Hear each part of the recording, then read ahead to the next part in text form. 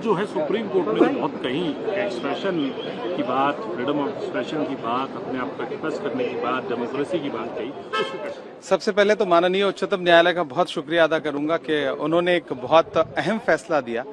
ये फैसला सिर्फ एक इमरान प्रतापगढ़ी के लिए राहत नहीं है, बल्कि इसका संदेशा दूर तक है।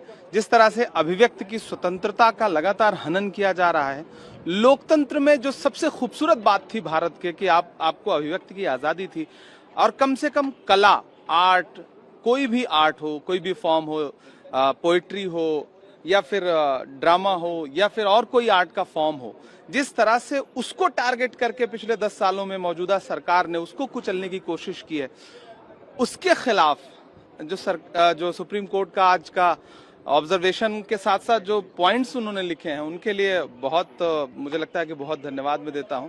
और मैं मेंबर ऑफ पार्लियामेंट हूं, बेसलेस एक एफआईआर मेरे ऊपर हो जाती है और उसके बाद मुझे इतना परेशान होकर माननीय उच्चतम न्यायालय तक आना पड़ता है, तब जाकर के मुझे न्याय मिल पाता है।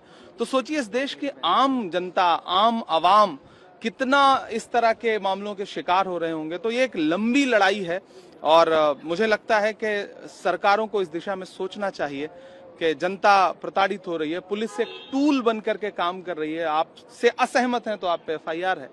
तो ये पूरी पद्धति रुकनी चाहिए और माननीय उच्चतम न्यायालय का एक बार फिर से बहुत शुक्रिया। साहब, आप जो है संविधान के अपने हाथ में लेकर आए हैं और आज जब से फैसला हुआ उसके बाद अब आप हाउस में आए, तो ये इससे क्या आप?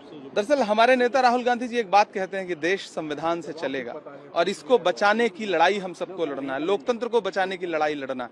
तो जाहिर सी बात है कि यही वो किताब है जिसने आज मुझे न्याय दिलाया है। तो मैं इस किताब का भी बहुत शुक्रिया अदा करूंगा जो हमारे लिए बहुत महत्वपूर्ण है। और मैं एक मेंबर ऑफ पार्लियामेंट हूं, मैं इस चीज को इंश्योर करने की लड़ाई लड़ूंगा कि देश संविधान से चले।